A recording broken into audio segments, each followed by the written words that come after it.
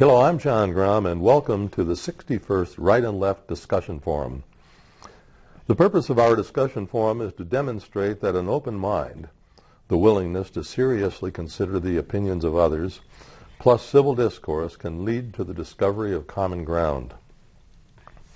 Today our panel will discuss gun control, or more to the point, violence control. Today's panel, beginning on my left, is Patty Haskins, retired math teacher and current member of the Wadsworth City Council. On her left is Tom Finley, the retired Vice President of Human Resources Development for Rubbermaid Incorporated, and current partner with the Great Lakes Resource Center. On his left is Dr. Natalie Sidorenko, writer and educator. On her left is Brian Lawbaugh, President of R&B Financial Services. Today we're going to depart from our usual format of having panelists make an opening statement. Instead, the moderator will make an opening statement, and then the panel will join in at will. The opening statement is as follows. Mass shooting is defined as a shooting with 4 or more victims. Approximately 200 mass shootings occur in the United States each year, some attracting a great deal of media attention, resulting in calls by activists for new gun regulations. These measures come up because they're often seen as a quick and easy fix, and some, like background checks, have proven effective. Others face opposition where unrestricted gun ownership is considered a basic freedom. Some measures, like gun registration, face stiff resistance from a well-organized pro-gun lobby. Some of these reforms would have little effect on gun violence, and still others are just plain illegal. These regulations that are called for usually include background checks, registration, sharing of mental health and criminal records, bans on semi-automatic rifles, and more police on the streets. While these measures may have broad political appeal, they do not address the root problem of gun violence. While mass shootings are terrible, they amount to only about 200 out of 34,000 shooting incidents each year. They account for only a fraction of gun homicides, and the preoccupation with rifles is way out of proportion to their use in homicides. The Center for Disease Control reported that in a recent year, 2010, there were 11,078 gun homicides in the U.S., but only 358 involved a rifle, or about 4%. The vast majority of firearm deaths in this country are with handguns and are largely ignored by the media, politicians, and activists. They are the result of our misguided war on drugs. The war was launched in 1971 by Richard Nixon. Presidents Ford and Carter added little to it, but Presidents Reagan and Clinton put it on steroids by providing large grants and incentives to increase the number of drug convictions, resulting in the incarceration of hundreds of thousands of minorities and severe post-release penalties. Black youths are disproportionately targeted by the incentives provided by the federal government, because arrests and convictions are more easily obtained in dense, low-income minority populations. They become part of a black prison population that exceeds over 1 million. The result is that hundreds of thousands of convicted drug felons eventually re-enter the general population, and thanks mainly to President Clinton, are ineligible for public housing, welfare, or food stamps, and with nearly zero opportunity to survive in the legal economy. The drug trade is seen as their only option. They become involved in a business with an extremely high mortality rate, which accounts for many of the 7,000 black-on-black homicides each year. I don't think it's a stretch to say that our biggest public safety problem is not guns or mental health. It is a race issue, and we need to face it head on. Now, I'll open up to the panel. Any questions, comments, attacks on me personally?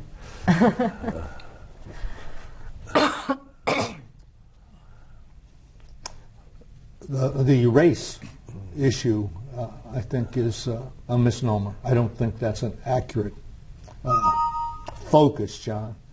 I think it's the word, it's the focus is violence. It's not just guns, it's violence. And is there an acceleration of violence? Or is it media? Is it population growth and there's more of it? I don't know the answers to these questions. I'm just saying that to focus on anything, you often need to make sure you're not focused on symptom and not focusing on the cause. This is certainly, I think, true here. So I'd offer those. You don't believe that the war on drugs is partially responsible for the tremendous amount of black-on-black homicides? Well, absolutely, and it's responsible for a lot of other negatives in our culture because it's ill-found. It's a perfect example of focusing on symptom as opposed to cause. You know, one of the things I notice is whenever there is a mass shooting, as opposed to the black-on-black crime like you might see in the inner city, that there is a huge number of people that come out with different reforms that they feel will solve the problem. And when you're speaking about violence, reform is never going to cure violence. Violence is something I think that's part of the nature of some human beings. But there are things that can be done. I know the big cry is to treat the mentally ill. I agree with that totally. However, I think the big thing you have to do is you need to keep guns out of the hands of mentally ill people. I mean, it's the fact that someone's mentally ill, that doesn't kill the person. The fact that that person has a gun and shoots someone, as we saw with the reporter and her cameraman last week, that is what ends up shooting someone. You see a lot of other reasons, and there are those that say that guns have nothing to do with it. But no matter whether it's a shooting by an immigrant in California, whether it's a shooting of small children and a pastor in South Carolina, whether it's the shooting of a reporter and a cameraman in Louisiana, or the shooting between gangs in Chicago, the one common thread that they all have is a gun. Correct. I just heard on Fox News this morning, that there are 88 deaths per day by gun. And that's 80. And most of them are what? They did not say the type of gun, but they said 88 deaths per day. Because we're not just talking murders, we're also talking suicides. But you parallel this, though, with a gun being a weapon, and I'll go back to violence again. We don't record or look at knives and the amount of mayhem with a weapon called knives. I think it's more, it's easier to kill someone. Well, of course. With I mean, if, for example, that case of the reporter and the cameraman, someone comes up with a gun, with a knife, you can run away.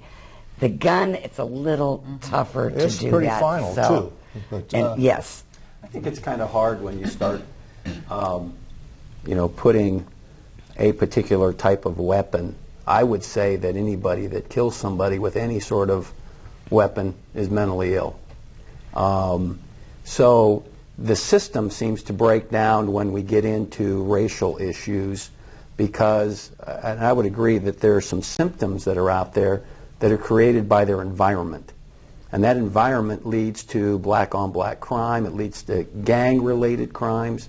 Most, I would say, when you look at the statistics, most of the murders that are happening, the homicides that are black-on-black in Chicago, inner cities like New York and stuff, Baltimore, are drug-related, gang-related activity that whether or not you had the most stringent gun restrictions, which Chicago has, the criminal will find the gun. So, I'm for responsible ownership of guns. I'm for, individuals, if you're going to get a permit, you should have classes. There should be an education component with that. But I don't know if we can just make that leap and say, well, if we take away the guns, we'll have less crime. And I don't believe that because the criminal will always find the gun. Case in point, just recently, if you watch the news, 5 people on a train in France, 3 of them were Americans, rushed an individual. France has some of the most restrictive gun ownership laws. That crazy, that mentally ill, crazy person who believes in a certain thing, you know, whether you want to put him as being a Muslim, a fascist, or whatever you want to label him, he had an AK-47, which is a semi-automatic rifle with multiple magazines. He had a gun and a box cutter. He was prepared to do a lot of damage on that train. Mm-hmm. You know, this system, you can't blame it on, but he was cultivated. That individual was cultivated through a series of interactions with terrorists. Now, if France has this issue, and all these other European countries that have very strict gun control, the criminal is always going to find the gun. So I don't see, given, you know, the honest person will turn in their gun. They register their guns. They go through the training. And I just find it hard to make the leap to say we take all the guns and we'll have less. You know, I don't think that's what I was saying, to take all the guns. And one note about the case in France is that they were taken down by 3 unarmed men who attacked them. The problem I have whenever there is a gun shooting here, the reaction from some tends to be arm more people. And I can't imagine what that would have been like on that train had there been 15 other people with guns and you had a shooting. The NRA board member, Charles Cotton, went so far as, I found this appalling, after the shooting at the church in South Carolina, he went on record as blaming the pastor who was shot and killed because he had voted in the South Carolina state legislature against concealed carry laws. And saying overreactions just so distort the rational approach to this that it's really difficult to sort out. And when I focus on something like this, and John, you said the race issue, I said, well, what about our history? And I immediately went to how we tried to deal with the American Indian, if you look at the race side of that. And all of the incompetencies around the rules, the regulations, the enforcement of, were just disastrous. And it's the same way with the black race. Here, rules were put into place that have affected them far more than any other race. Are you thinking in terms of the war on drugs right now? I'm looking at the war on drugs, yes, as just an example of implementing reform or laws that were just focused on the wrong thing entirely, and then someone suffers. And so you look at the Indian, you look at the blacks, they are the worst victims of that, if you will. Natalie, I can't believe you've been quiet this I long. was going to speak, but then Patty wanted to jump into something Brian said, so I wanted to let her have her retort. But I wanted to say something. I agree that violence is the issue here, not just guns. It's violence, overall violence. I want to ask Brian a question because I feel like you're using this term in a generalized sense, and I agree with you if that's how it is, so I just want to ask you a question. When you said, I think anyone who murders another person or kills another person is mentally ill, you're saying generally good people who are rational are not going to kill other people, because I'm worried about the mental ill label, and here's why. I don't want these people getting off in a court of law because they're all mentally ill. Right. Do you see what I'm saying? I believe some people do it intentionally. They're completely in their right mind. They absolutely need to pay the ultimate penalty. Right. So am I understanding you correctly there? I certainly don't want to disparage the mentally ill. You can make the argument we're all a little bit crazy. Sure, but I'm saying like true mental illness, schizophrenia, bipolar, people that are suffering with that is different than... There are people out there that within their character are basically killers. Yes. Okay. And I wouldn't, and you could say they populate a small slice of the mentally ill. Right. Okay. There are people that are just, downright, willing to kill somebody. And that's... And those are the people that create a lot of the problems. But I would say that there's got to be something a little off with somebody. Absolutely, and Okay. that's where I think the violence culture comes in. I'm not sure, Patty, if we're born with that, if that's in our nature, because I don't feel that. Although I did write to all of you an email. When people hurt animals and hurt children, I do feel violent inside. I do feel Yes. like I want We all have our justice, trigger points. retribution Yeah. towards those people. Well, you shouldn't have a gun then. But I don't have a gun. I don't own a gun. And I'm not, as all of you know, I'm not a fan of guns. I don't own a gun. But I don't take it away. I mean, I have lots of hunter friends. I don't take away anyone's right to own a gun. Most of my friends own guns. That's not the issue for me. The issue is what Tom brought up with violence. It's not the type of mental illness that I think we could use it as an umbrella term is the systemic problems socially in America. The fear culture that the media propagates, the deep divide, inequality when it comes to education, access to health care, access to jobs. The point that John brought up, if you're a convicted felon, how do you reintegrate into society? How do you get a job? How do you earn back trust, especially if your felony, quote unquote, really should have been a misdemeanor? So I think there are a lot of problems that add to the culture of violence, fear being the number one thing. And if we could be more communal and more loving towards one another, as cheesy as that may sound, I do believe that reduces violence. I think when you're not afraid of someone else, if you're different but you don't fear that difference and you get to know somebody else, you can work together much better to create a more peaceable world. Do I think there will still be crazy people that kill others? Absolutely, and not just with guns. I think they will use their bare hands if they wanted to. But I think that violence is very pervasive in our culture because of this fear, competition, lack of resources, environment that we've created for decades. But when you get back to what you were saying, when you get into the weeds a little bit on the war on drugs, most over 50% of those that were convicted were dealing crack. And that's where Bill Clinton and his administration got involved, because crack was just decimating communities, not just low-income black communities, but Hispanic communities, white communities. And so they went after and they made those laws tougher for the dealer. And most of those people that are sitting in prison on the 3 strikes you're out were dealers. It's not the person out. You might find it interesting. If you want to go on early in the morning and watch Judge Collier's court, there's a lot of heroin. Tons of drug heroin. now. That's the drug now. That's the drug Exactly. now. And the drug for There are a quite lot while. of young Right. men and young women coming up that are users.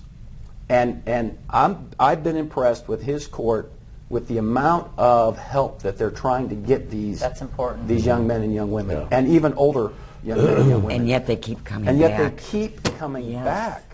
They're given a very simple set of instructions. They can't comply. So we need to look at that. And then the violence that goes along with the drug culture. Yeah. And the ancillary crime that goes along with the drug culture. It's a tough situation, but I think there's some answers there. I want to circle back and reestablish this connection between gun violence and race. And you can't do that without connecting with the war on drugs. The war on drugs became a battleground for politicians in the 80s, 90s, and a little bit later. And they tried to outdo each other on how tough they're going to be. When they established the incentives for state and local law enforcement to run up big tallies on convictions, they made it so advantageous for metropolitan areas because you could get more convictions in a shorter period of time. I mean, you can get a lot of convictions in a 6-block area of Harlem, more so than you can in Wadsworth, even though we have a heroin epidemic here. So they tried to make it really, really tough. And when Clinton went into the presidency and there was an awful lot of pressure on him to do something, he decided when it came to the restrictions on a convicted felon, that 3 strikes you're out wasn't bad enough. In fact, he said, I'm not going to let the Republicans outdo me on this. When it comes to a drug felony, 1 strike and you're out. When it came to public housing, when it came to welfare, when it came to food stamps, one strike and you are out. So this guy gets out of prison, and he may have been put there on we'll talk about that in a little bit. The guy gets out of prison, he can't get public housing, he can't get welfare, he can't even get food stamps. As a matter of fact, if he's got a wife and kids living in public housing and he moves in with them, they all get evicted. That's how tough these things are. This guy doesn't have a choice. He only knows how to do one thing, and he went to a graduate school at the federal penitentiary and learned how to do it even better. He goes back into the drug trade. Which is also an indictment on our prison systems, John. Like, you could absolutely educate people in prison, but it's an extension of the military-industrial complex where the crime is just escalated in the prisons instead of any type of reformation. Do you see our present legislature doing anything to lessen that, though? The war on drugs? Well, no, but I have an idea. You have an idea? I have an idea. I would love to hear it. Okay, if you would take the lobbying power of the NRA, the Urban League, the NAACP, the Rainbow Coalition, and bring them all together to fight. This is a serious problem, and it's of interest to all of them. We have, every time there's a gun incident, we have people that are not not attacking public safety. They're attacking the NRA. This is a personal fight they like to have. The NRA, although their current leadership, they should be changed. Yeah. But the fact is that there are so many people on both sides of the aisle in our legislature that are beholden to the NRA. Exactly. Including Harry Reid and exactly. a lot of other people. That if you could find some genius that may be running for president right now to come up with a plan to bring these people together in a coalition to do something about the war on drugs that everybody acknowledges at this point, since Michelle Alexander wrote her book, The New Jim Crow, that it is causing a huge problem.